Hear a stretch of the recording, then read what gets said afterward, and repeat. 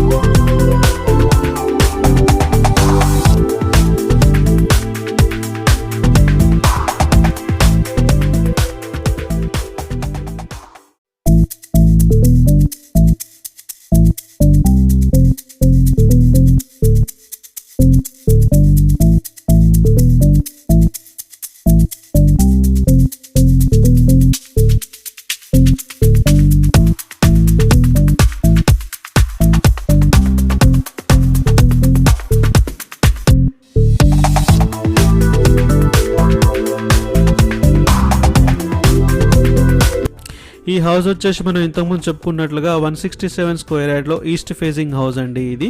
So మంచి dimensions 30x50 డైమెన్షన్స్లో ఈ house అనేది మనకు అవైలబుల్గా ఉంది. సో మనకు 30 ఫీట్ రోడ్ కనెక్టివిటీ ఉందండి.